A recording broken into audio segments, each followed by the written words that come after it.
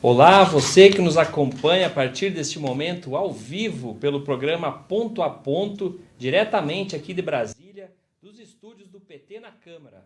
Nesta noite de quarta-feira, recebemos hoje dois convidados especiais, a deputada federal Margarida Salomão, que está aqui à minha direita, e o deputado federal Zeca Dirceu, do PT do Paraná, que vão conversar com você, internauta, que acompanha essa transmissão pelas páginas do Facebook PT na Câmara, também pelo Facebook da deputada Margarida Salomão e pela página do deputado Zeca Dirceu, além das páginas parceiras, né, que também estão neste pool, né, deputado Zeca, que estamos começando a realizar aqui, deputada Margarida, com outras páginas do Facebook. Ótimo. Então, em primeiro lugar, boa noite à deputada Margarida, ao deputado Zeca. Bem-vindos mais uma vez. Satisfação enorme estar com você outra vez aqui, principalmente com o Zeca, que é um jovem talento que eu muito admiro. Estou feliz de estar aqui, viu, Carlos? Mais uma vez, a gente tem feito isso com frequência. Saudar quem está nos assistindo. Já pedi aí para o pessoal estar curtindo, comentando, compartilhando. Quando vocês compartilham, dá uma audiência enorme. E dizer o quanto que me honra ter a deputada Margarida Salomão aqui do nosso lado. Uma das nossas estrelas aí da educação, presidente da Frente Parlamentar em Defesa das Universidades. Nós tivemos muitas tarefas aí e já alguns avanços, né, nessa luta aí tão importante da educação e das universidades. Bom estar aqui. Claro. E nós vamos falar sobre educação, sobre recursos às universidades, vamos falar sobre reforma da Previdência e, claro, não podemos deixar de abordar o tema que eu já começo a destacar aqui com a deputada Margarida, das denúncias do último domingo do site The Intercept Brasil, que mostrou, né, esta vergonha, este escândalo entre Moro e Dallagnol na Lava Jato. Deputada Margarida. A palavra que você usou é a palavra adequada. É um escândalo. Você se dar conta que a justiça no Brasil possa ser ministrada com esse grau de leviandade, de irresponsabilidade criminosa, na verdade. Quando o juiz, a magistratura, se contamina com a acusação, com essas relações incestuosas, que mostram não apenas uma perversão da justiça, porque você não tem equilíbrio, mas também, isso é o mais grave de tudo, uma politização do judiciário, com várias manifestações de preocupação quanto a uma possível vitória do PT alavancada pela entrevista do presidente Lula. De um lado, eu tenho que reconhecer, eles são bons de diagnóstico, porque se o presidente Lula estivesse em condições de ser votado, não tivesse sido inviabilizado pela ação criminosa que eles desencadearam, com certeza a história hoje era outra. Mas, de todo modo, nós que lutamos pelo Estado de Direito, nós não estamos discutindo o conteúdo da Lava Jato, até porque nós todos somos contra a corrupção pública. O fato é que nós não podemos viver num ambiente de arbítrio, em que eventuais detentores de poder, no caso juízes, membros do Ministério Público, usem esse poder de uma forma despótica, de uma forma tirânica, desrespeitando a Constituição, desrespeitando a democracia. Deputado Zeca Dirceu, suas considerações sobre este episódio gravíssimo envolvendo, né, os procuradores da Lava Jato, especialmente lá de Curitiba. O senhor é deputado federal pelo Paraná, né, e o juiz Sérgio Moro. Que coisa, hein, deputado? Todos nós, há muito tempo, vínhamos alertando exatamente para o que ficou comprovado agora. A defesa, os advogados do ex-presidente Lula fizeram isso à exaustão.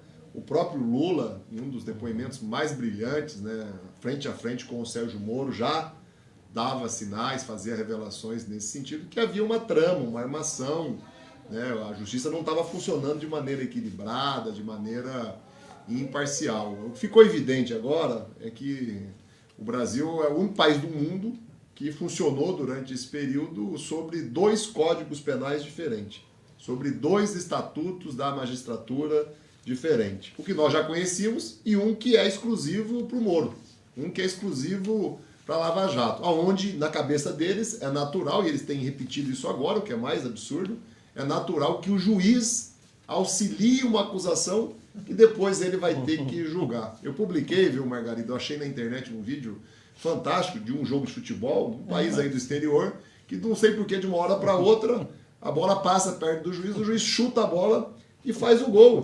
Foi isso que o Moro fez. Exatamente. É um crime, é inaceitável. Usaram, né, do argumento do combate à corrupção, que é claro, todo mundo aplaude, todo mundo apoia, nós queremos que o combate à corrupção seja pleno, fizemos medidas no governo Lula, no governo Dilma, para que isso avançasse, mas usaram disso para fazer o quê? Luta política, partidária, ideológica com a máquina do Poder Judiciário, do Ministério Público, interferindo nas eleições. As conversas são escandalosas, são reveladoras, tanto o Ministério Público como o Moro, no primeiro momento, na primeira nota, não negam as conversas, reconhecem elas como originais, apenas dizem que não tem nada demais. É óbvio que tem muito ali. Nós queremos uma CPI aqui, se possível mista, com todos os partidos, né, para ir a fundo, não só na investigação, mas na punição das atitudes ilegais que foram cometidas. E, é claro, os advogados vão buscar na justiça reparar todos aqueles que foram condenados sem provas e, além disso, num processo viciado, onde o juiz era parte da acusação. No mundo todo, isso está caracterizado como um escândalo, como uma imoralidade. É inacreditável que ainda tenha pequenas parcelas aqui no Brasil da população, do próprio judiciário, da mídia, que tente defender algo tão absurdo que ocorreu e que é importante a gente insistir muito, viu, Margarida? Falar, denunciar, para que nunca mais aconteça. Foi o Lula hoje, foi o PT, mas pode ser qualquer outro brasileiro e brasileira vítima de uma ação de um juiz com alguém que acusa para, né, julgar e punir sem provas, sem base nenhuma. E a repercussão internacional é assustadora. Muito grande. Porque você vê, não é veículos de esquerda. Considerar que o New York Times, por exemplo, é um jornal de esquerda, eu acho que é pesar um pouco a mão. Né? E você tem o Le Monde, você tem os grandes jornais alemães. No Japão, as pessoas escandalizadas. Como foi possível conspirar e contaminando o judiciário para que um líder político da estatura do Lula fosse removido do processo político. E com isso, é claro, que as consequências estão aí e nós estamos vivendo dentro delas. Né? E o mais assustador é que tudo indica que o que foi divulgado é 5, 10% de todo o conteúdo. É claro que vão ter coisas muito mais graves, por isso a Câmara, os deputados, senadores, não podem vacilar. Imediatamente tem que ser montado aqui uma CPI, né? E quem não deve não teme. Eu estranho todo esse malabarismo que o Moro fez essa semana, né, para vir aqui. Né? Ele nem aguardou a convocação, já se colocou à frente, já escolheu o local, o horário, que talvez seja mais fácil a ele. Né? Quem reage da maneira como eles reagiram é porque deve muito. E como eu disse, se foi revelado 5, 10%, o que tem para vir pela frente aí deve ser muito mais grave, muito mais contundente. E vai ser bom porque a população vai cair a ficha, vai perceber o que aconteceu. E a gente espera que o Lula esteja livre, né? E tantos outros que, como ele, estão condenados numa artimanha de luta política, partidária, ideológica, num campo que nunca deveria ter, porque é o campo do judiciário. Mas nós estamos ao vivo, eu estou olhando aqui a audiência atualizando, já passamos de 200 internautas que acompanham a nossa entrevista com a deputada federal Margarida Salomão, do PT de Minas Gerais, e o deputado federal Zeca Dirceu, do PT do Paraná. E pedimos que você compartilhe essa transmissão, conheça as páginas do Facebook dos parlamentares que estão conosco hoje à noite e também o Twitter. Você pode ter certeza que ao entrar no Twitter da deputada Margarida diariamente e no Twitter do deputado Zeca Dirceu, você tem informação quentíssima, séria e correta aqui dos bastidores da política em Brasília. Então, entra lá, curte a página do Facebook, convide seu amigo e acompanhe o trabalho dos nossos parlamentares de toda a bancada do PT aqui em Brasília. E a Verônica Carvalho já está aqui dando uma boa noite, dizendo cadeia para amor é pouco, né? A Sol Marinho, salve Zeca Dirceu, dando uma boa noite. Moro na cadeia, ó, o pessoal tá, né?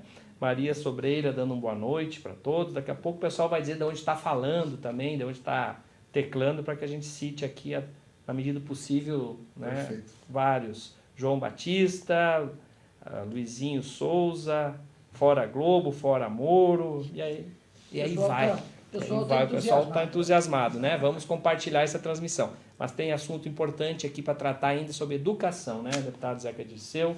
deputada Margarida, a senhora esteve hoje no Ministério da Educação, né, conversando com o ministro sobre recursos, verbas para a educação das universidades. Nós estivemos lá com outros deputados, os parlamentares da Frente pela Valorização das Universidades Federais e com os reitores que são dirigentes da ANDIFES, que é a Associação Nacional dos Reitores das Universidades Federais.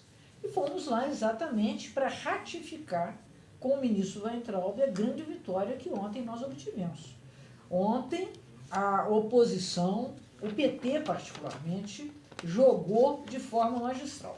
Nós conseguimos um acordo em que a votação desses recursos que são necessários para que o governo continue governando incluíssem um destaque para a educação, para as bolsas de pesquisa que estavam cortadas. Então, como foi dito publicamente pela líder do governo, a deputada Joyce, que não faltarão recursos para a educação. Muito importante, ela é a líder do governo, mas nós fomos ouvir do ministro, que afinal de contas é quem executa, que esse acordo vai ser respeitado. E ele nos deu essa informação, disse que está aberto a conversar. É claro que ele tem uma visão de educação muito diferente da nossa. Ele acha, por exemplo, que no Brasil gasta-se muito com as universidades federais. Nós temos dados que mostram que, no Brasil, o custo aluno nas universidades, nos institutos federais, é muito mais barato do que é na Alemanha, no Japão, na Coreia, no Chile, que é um país aqui, não se compara com a Alemanha, com o Japão, não é verdade? E, no entanto, o ministro considera que isso tudo seja caro. Então, nós tivemos lá um debate com ele a respeito desse assunto, mas a boa notícia é que ele confirmou o acordo ontem feito aqui na Câmara pela oposição, pelo PT particularmente, que reserva, portanto, recursos para a educação e diminui um pouco essa aflição que nós todos estamos vivendo. Já tem uns 2 meses isso. Deputado Zeca Dirceu, o senhor participou ontem também, né, da Comissão Mista de Orçamento, a CMO, onde se fez esse acordo a partir do protagonismo do PT, dos partidos da oposição, né, deputado? Acho que foi um bom acordo. O que o Bolsonaro tem feito, viu, Carlos? Ele tenta governar por decretos. Foram 161 decretos, mais de um decreto por dia. Tenta governar por medidas provisórias, atropelando a lei, atropelando a Constituição, né, tudo aquilo que tem de base no nosso país.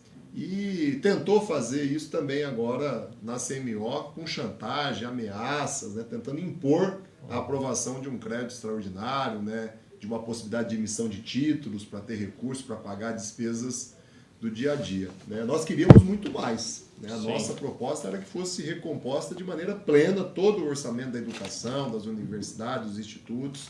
Né? Pedimos recursos para o programa Minha Casa Minha Vida, recursos na área da saúde, em especial para medicamento de alto custo. É impressionante como houve, né, uma ausência de compras, de liberação de medicamentos de alto custos, recursos para a transposição do Rio São Francisco, mas em grande parte, né, o governo acabou atendendo, a gente decidiu tirar a obstrução, o governo conseguiu, na comissão que eu faço parte, na Comissão de Orçamento do Congresso, aprovar o PLN 4, que depois foi votado lá no plenário do Congresso, que a gente entendeu que não tinha por que votar contra, foi uma votação por unanimidade, 450 votos a favor, sendo que não houve nenhum voto contrário, que sirva de lição para o governo que nós somos da oposição, mas a gente topa quando traz um resultado positivo, como trouxe, né, para Minha Casa Minha Vida, para a transposição do São Francisco, para a educação, né, quando tem um resultado positivo para a ciência e tecnologia, a gente vota a favor, a gente topa, né, dialogar e fazer acordos. Eu acho que o governo precisa aprender com isso e mudar a maneira de se relacionar com o Congresso, né, a maneira de apostar sempre no conflito. Deputada Margarida Salomão, amanhã, reforma da Previdência, o relator ficou de ler, né, o relatório, apresentar o relatório amanhã na reunião da comissão especial, marcada, salvo engano, 9 ou 9h30 da manhã, esta reunião. Como é que está essa questão da aposentadoria dos professores, das professoras, deputada Margarida, na proposta? Houve um acordo grande na Comissão de Educação de que os professores deviam ter a sua aposentadoria especial respeitada. Aparentemente, isso é parcialmente acolhido pelo relator. Nós precisamos ainda conhecer plenamente esse relatório, parece que há recuos em relação à proposta do governo, mas é preciso reconhecer também o seguinte: a proposta do governo é muito ruim. A proposta do governo Bolsonaro é pior do que a do governo Temer. Sim. Então, isso que se está nesse momento, estamos negociando, não vamos criar um fundo de capitalização, não vamos desconstitucionalizar a Previdência. Bom, nós estamos, então, agora voltando para a reforma Temer, que era uma reforma muito ruim, foi rechaçada nas ruas e que nós aqui conseguimos evitar que fosse votada. Então, eu acho que, de todo modo, tratando desse tema, que é a aposentadoria dos professores, eu penso que, por uma razão de conteúdo do trabalho, ela não possa ser mudada.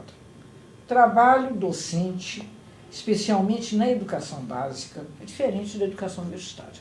Vamos reconhecer que é. Mas na educação básica é brincadeira. Na educação infantil, você querer que uma pessoa, uma mulher de 60 anos, porque são as mulheres, né? Agora está se dizendo, não serão as de 60, serão as de 57. Gente, vamos pensar um bocadinho. Uma mulher de 57 anos tomando conta de uma turma de criancinhas de 7 anos. Isso não só é uma desumanidade com a professora, é também um comprometimento forte do processo pedagógico dessas crianças. Nós estamos arruinando a educação brasileira. E olha que o ministro Weintraub tanto diz, é preciso recuperar as creches, universalizar o acesso, e eu estou de acordo com ele nesse aspecto. Sem dúvida nenhuma, a educação brasileira há de melhorar muito se nós conseguirmos fazer o que o Plano Nacional de Educação prevê. O que a presidenta Dilma defendia. Ela dizia, olha, a creche é muito importante, mas não é para as mães, também é para as mães, mas ela é fundamental para as crianças, para o seu desenvolvimento social, cognitivo, emocional. Então, nós somos a favor disso, mas, evidentemente, não há de ser uma mulher de 60 anos que vai dar conta desse recado.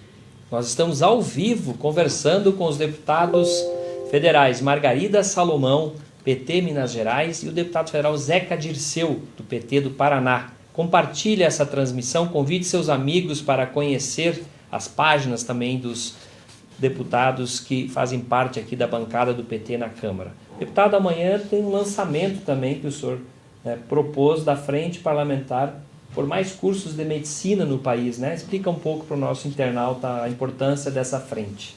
É uma luta já de muito tempo, ainda do meu primeiro mandato. Eu tenho participado da frente, né, pela ampliação dos cursos de medicina, algumas vezes liderando ela, presidindo ela, outras vezes não.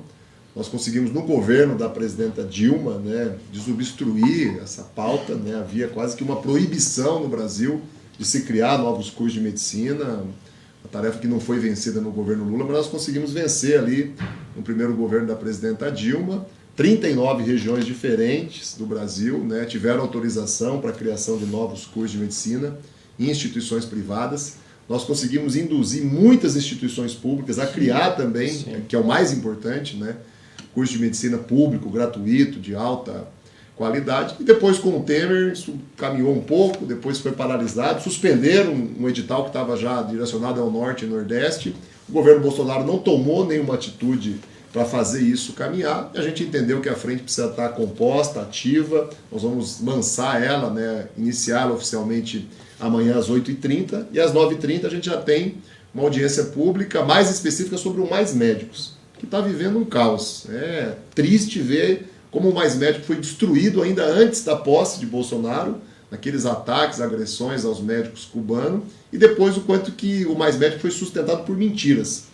Falam que as vagas estão preenchidas, lançam novos chamamentos, falam que os médicos brasileiros aderiram. O que a gente vê é quase 3.000 vagas. Isso impacta a vida de milhões, 10, 15, 20 milhões de brasileiros, né, em cidades muito pequenas do interior que não tem médico nenhum atendendo a população, e em bairros pobres das grandes cidades, nas periferias, nos locais mais distantes, que também não há médico nenhum. Tem unidades básicas de saúde, eu tenho recebido denúncias constantemente, que estão vazias. Não tem o médico lá trabalhando. Então a gente espera com a frente parlamentar, pela ampliação dos cursos de medicina, que seja retomado esses editais, as instituições privadas boas, que têm qualidade, sejam autorizadas a ampliar vagas, a criar novos cursos, que seja dado por parte do MEC o suporte às universidades públicas para fazer novos cursos de medicina ou ampliar os existentes. E com a audiência pública, a gente espera discutir o Mais Médico, mostrar a verdade, chamar a atenção de outros deputados e deputadas do Congresso e que a gente consiga pressionar o governo para ele criar uma dinâmica nova. Ontem eu estive lá com o ministro da Saúde, Mandetta, acompanhado de outros deputados da nossa bancada do PT, fomos tratar de recursos para cada um dos estados, mas eu fiz questão de pedir que ele ou estivesse presente amanhã ou mandasse alguém. Acho que o secretário nacional de Atenção Básica vai vir participar. O ministro está prometendo uma medida provisória e a abertura de 10, 15 mil vagas seletistas para médicos brasileiros. Eu acho que é uma medida, é uma tentativa, mas não pode ficar só nisso. A gente tem que ter ações mais criativas, mais corajosas, como o Mais Médico representou, trazendo 18 mil médicos, né, para atuar nas mais diferentes regiões que não tinham médicos em anos anteriores. Eu acho que é isso que quem está assistindo, o povo brasileiro, quer e necessita. Eu queria pegar uma carona nessa fala do Zeca, porque é um absurdo o que se fez. Os médicos cubanos, amados pela população, porque eram efetivamente profissionais de excelente nível. Lá em Juiz de Fora, Zeca, me procurou um casal, uma médica e um médico cubano, interditados de praticar sua profissão. Então, a moça, que quer ficar no Brasil, está trabalhando como manicure. E ele, o médico, o marido dela, como motorista de Uber. E falta médico no lugar onde eles atendiam. Então isso é um absurdo, isso é um absoluto desrespeito.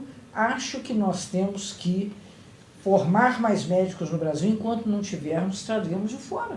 Como faz a Argentina, como faz a Inglaterra, como faz os Estados Unidos. Tá certo? Porque hoje a formação médica é uma formação cara, é uma formação complexa, e nós, neste momento, no Brasil, não temos condições de formar um número suficiente. Essa frente parlamentar, ela vem em ótima hora. Nós precisamos formar mais médicos no Brasil. Contra, muitas vezes, associações de classe que têm a pretensão de regular o mercado. E, lamentavelmente, quem paga o custo disso é o povo que fica desatendido. Então, acho que o Mais Médicos era um grande programa, ele precisa de ser revisto, ele precisa de ser reimplantado, e a formação de mais médicos no Brasil é uma necessidade fundamental. Eu já, desde logo, não vou poder estar, mas conte com o meu apoio. Acho que as universidades públicas têm compromisso, todas, de formar mais médicos no Brasil. Nós temos, viu, Carlos, Margarida, também um outro perfil que precisa ser observado, que são os brasileiros que estão se formando no exterior e não conseguem trabalhar aqui.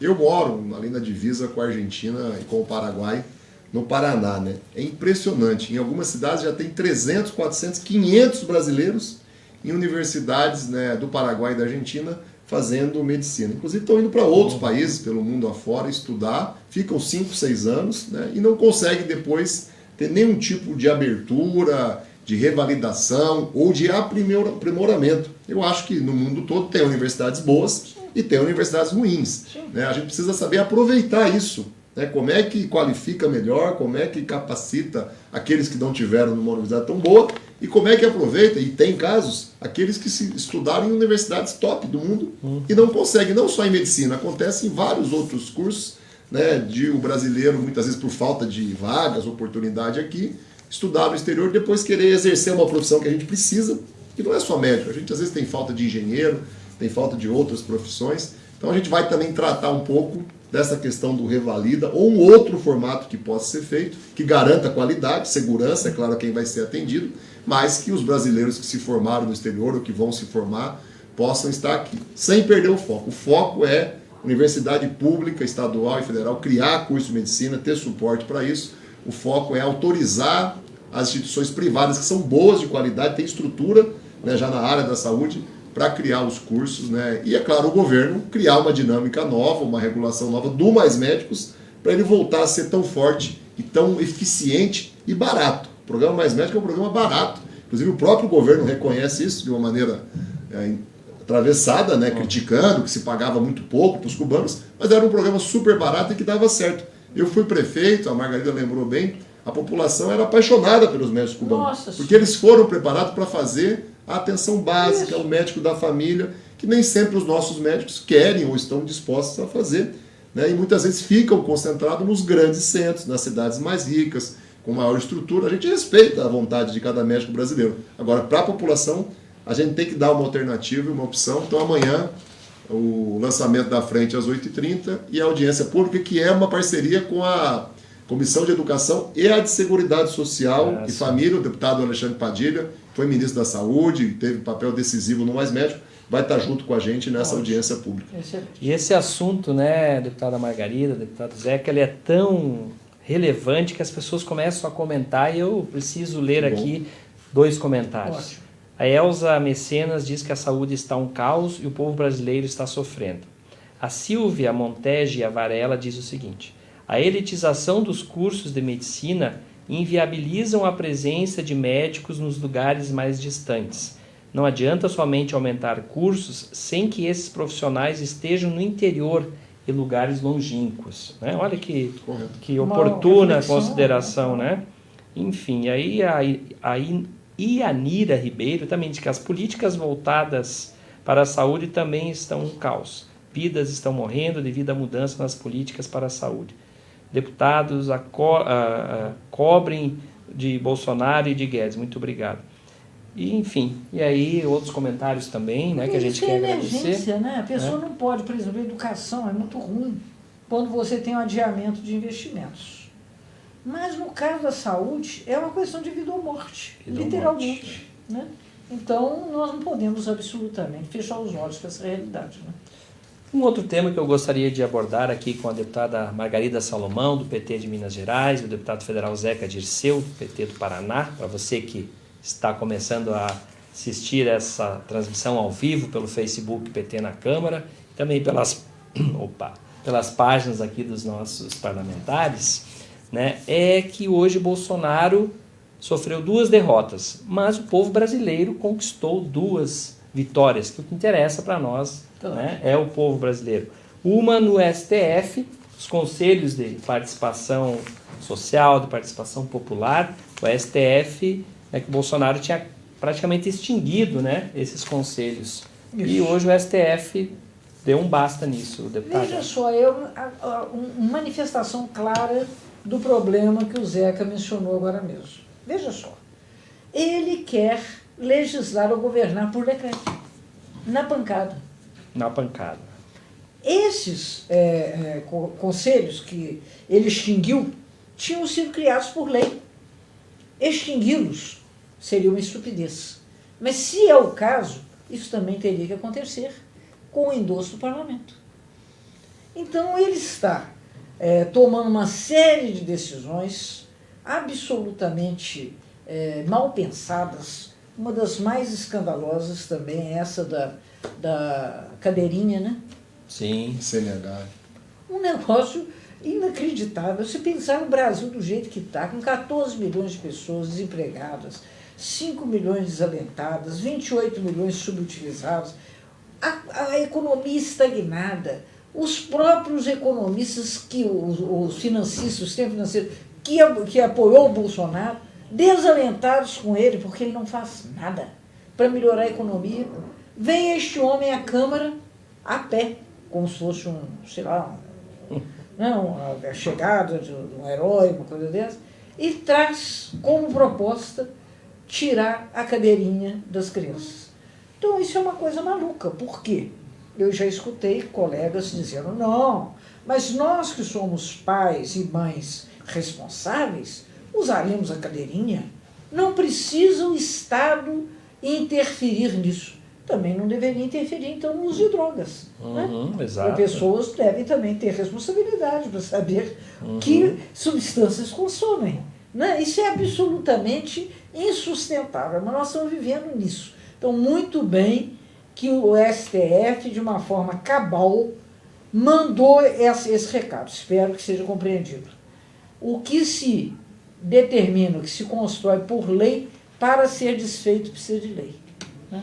Acho que esse é um recado importante. Acho que é uma grande vitória, né? E eu até tenho questionado as pessoas para apontar, né, um governo municipal, estadual, federal, no Brasil e no mundo, que tenha dado certo com essa postura autoritária de querer impor, de se negar ao diálogo, de se negar a ouvir, de se negar a prestar contas, e a exercer, né, a vida democrática. Não dá certo, como não está dando certo. Nós já estamos aí com 5 meses, no 6º mês, teve 2 meses de transição, e a Margarida falou bem, a gente não vê iniciativas do governo que tenham a ver com a vida das pessoas. Isso. Com o dia a dia, com a saúde, com a educação e principalmente com a geração de emprego. Quando o Bolsonaro teve essa atitude de fazer todo um estardalhaço, de vir ao Congresso, eu até fiquei um pouco ali, né, curioso, falei, de repente ele vai trazer uma proposta brilhante. Quando eu vi que eram esses absurdos, né, de mudanças na CNH, como é esse caso da cadeirinha,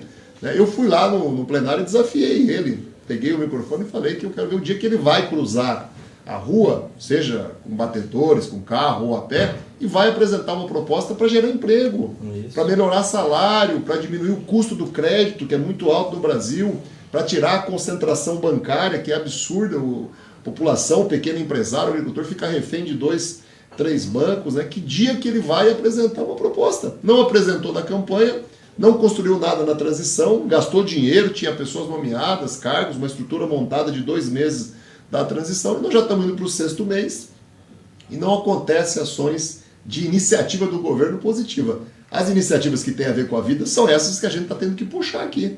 É o Mais Médico, é o dinheiro que nós conseguimos agora para o Minha Casa Minha Vida, é a defesa da educação, né? Não é luta política partidária ideológica, é porque são coisas que mexem com a vida. Hoje, viu, Margarida, a gente teve uma grande vitória na Comissão de Educação, nós conseguimos aprovar um projeto de lei, né, do deputado Edilvan, que é do PDT do Ceará, que já foi presidente do FNDE, uma pessoa ligada extremamente à educação, que vai pegar aquele dinheiro que a Lava Jato queria na mão grande, né, de uma multa lá nos Estados Unidos de 2,7 bilhões. Eles queriam usar para fazer política, para fazer comunicação, criar uma fundação privada. Né? Aquele dinheiro nós aprovamos por lei agora, precisa tramitar em outras comissões, que ele vai poder ser usado única e exclusivamente para creches, para centro de educação infantil. É 2,7 bilhões. Grande vitória. E aprovamos também na Comissão de Educação, foi uma sugestão minha, né, uma audiência pública que vai reunir todos os ex-ministros de todos os últimos governos da educação, para que a gente tenha um debate com gente dos mais diferentes partidos, do PT, do PSDB, ministros que não têm filiação partidária, sobre esse momento da educação. Eu acho que a gente não pode deixar apagar essa chama, né, que os estudantes colocaram nas ruas no dia 30, que a gente espera ver de novo nas pautas agora do dia 14, da greve geral, sexta-feira, que é a educação tem que ser a prioridade do Brasil. Então a gente está trabalhando, todos esses decretos que a Margarida citou e que você citou, Carlos, são absurdos que o Bolsonaro tem feito, a gente está entrando na Justiça, estamos entrando aqui na Câmara com projetos de decreto legislativo para cancelar os decretos. Ele não vai governar por decreto, ele vai ter que seguir a lei, ele vai ter que dialogar com a população, vai ter que agora restabelecer o papel dos conselhos. Eu fui prefeito 2 vezes, o melhor jeito, você está perto das pessoas, você ouviu os conselhos, eu governei com os conselhos, fiz orçamento participativo, quem decidia como é que o governo caminhava era o povo, eram as lideranças, eram os conselhos, assim dá certo. Sozinho, lá no ar-condicionado, com 3, 4 assessores, só sai decisão equivocada, para não dizer imbecil, que é o termo que o Bolsonaro usa, né? E é isso que o governo tem feito nesses 5 meses. Deputada Margarida, e a greve geral dia 14, sexta-feira? Olha, as notícias que a gente tem é que vai ser uma greve monumental. Uma greve para mandar um recado forte para Brasília. Não só para o Bolsonaro, mas também para os nossos colegas parlamentares, para eles se darem conta que quando a rua fala, é para ser ouvida. Na legislatura passada, houve quem não tivesse querido ouvir a voz das ruas. Perdeu o mandato. Não voltou, né, deputado? Não voltou. E os que voltaram, voltaram com muito pouco voto. É verdade. É verdade. E outros voltaram até em posições no governo, no executivo, por exemplo, o caso do Rogério Marinho, que era o relator da reforma trabalhista. Não voltou. Hoje é o relator da reforma, é o grande proponente da reforma da Previdência, que ele não aprendeu. Mas nós estamos contando com essa manifestação. Nós tivemos uma manifestação extraordinária no dia 15 de maio, depois outra muito forte no dia 30. O povo foi para a rua mesmo, e eu acho que agora trata-se de defender direitos fundamentais. É preciso as pessoas compreenderem. Previdência, gente, não é para resolver a questão fiscal. Previdência é para garantir o direito a uma velhice digna. Isso é um direito humano. Isso é um direito humano. Não querer considerar alguma coisa como essa é, de fato, desrespeitar profundamente o mandato nosso, o mandato que o povo brasileiro nos delegou. Deputado Zeca Dirceu, greve geral dia 14, Paraná já está se preparando para parar. Eu estou otimista, eu vou para Curitiba, estou recebendo notícias muito boas, é uma organização muito grande, uma adesão muito grande, várias centrais, sindicatos, paralisação no Paraná e em Curitiba, nas grandes cidades, deve ser muito grande. E é extremamente necessário. Nós não vamos conseguir aqui derrotar a reforma da Previdência, nós queremos derrotar ela como um todo. A gente está trabalhando para ajustar aqui, para melhorar ali, tirar os rurais, tirar os professores, tirar o BPC, mas na verdade nós queremos derrotá-la como um todo, porque ela é muito ruim como um todo, da sua proposta. Então a força que a gente pode ter para dobrar aqui os deputados, para dobrar o governo, é o povo nas ruas. Então quem está preocupado, quem quer garantir o direito à aposentadoria, que é um direito sagrado, vá para as ruas amanhã, não importa se é sindicalizado ou se não é, faça algum tipo de manifestação individual, se for o caso, na sua casa, no seu trabalho, na rua, na hora do almoço, na internet. Nós precisamos, na sexta-feira, criar um grande movimento, uma grande paralisação, uma grande greve geral, porque é isso que vai mexer com as peças aqui, dentro do contexto do Congresso, e também para servir como um alerta ao governo, que eles não vão tomar atitudes absurdas, insanas, equivocadas, que jogam contra o país e que a população vai bater palma ou vai assistir calado. O povo calado dá ânimo para o governo fazer maldades. Nós conseguimos derrotar a proposta do Temer porque teve muita gente na rua, muita luta, pressão, diálogo, convencimento na internet com os deputados. Eu acho que a gente precisa pôr mais força nesse movimento, porque agora já está na comissão especial, já é o relatório final, daqui a pouco aprova na comissão especial e vai para o plenário, pode do dia para a noite você ter aí uma destruição de um direito que é sagrado, que é o direito à aposentadoria, que tem muito a ver com a vida, com o bem-estar, com os anos da velhice, mas tem a ver com a economia. A proposta do Guedes tira dinheiro de circulação, vai gerar desemprego, vai gerar recessão, como nós já tínhamos alertado na época da reforma trabalhista. Então, eu acho que essa greve geral, o movimento de sexta-feira, dia 14, tem relação direta com a história do Brasil, com o emprego, com a retomada do crescimento e com a garantia desse direito, que é o direito à aposentadoria. Olha, os assuntos são muitos, a conversa é cada vez melhor e qualificada aqui com a deputada Margarida e o deputado Zeca, mas a assessoria já está me fazendo sinal que está começando uma outra reunião, né? Isso, que a deputada Margarida e o deputado Zeca precisam participar, a reunião da bancada do PT, inclusive para tratar do tema da reforma da Previdência. Porque se tem uma bancada aqui que atua em defesa dos direitos dos trabalhadores, é a bancada do PT. Então nós queremos mais uma vez agradecer aqui a presença da deputada Margarida, do deputado Zeca. Nós estamos sempre à disposição e convidamos a você também, internauta, mais uma vez, compartilhe essa transmissão, conheça as redes sociais da deputada Margarida e do deputado Zeca Dirceu. Acompanhe o trabalho desses parlamentares, que isso vai qualificar em muito a sua argumentação aí para dialogar com a sociedade. Então, muito obrigado e a gente sempre... Opa, claro. Eu queria concluir lembrando, desculpa, nem... e a Margarida tem certeza vai se somar a mim, que dia 14, sexta-feira, é dia também de gritar Lula livre. Isso. Ainda mais com essas revelações do Intercept, nunca foi uma pauta tão atual, tão importante, tão necessária, até porque o Lula livre é a liderança que vai nos ajudar a articular, a mobilizar, para evitar uma reforma da Previdência criminosa, para colocar a educação novamente como prioridade e para o país ter um mínimo de naturalidade, normalidade democrática, até para quem está lá fora voltar a confiar no Brasil. Então, a nossa pauta de sexta-feira será também Lula livre. E é por isso que a gente sempre acaba o programa também lembrando e fazendo o nosso L de Lula livre. Pela justiça. E hoje, dia dos namorados, Lula lindo, né? Nosso lindo. Beijo a todos. Beijo a todos. Um beijo para todo Obrigado. mundo. Concluiu? Foi ótimo. Tá encerrado.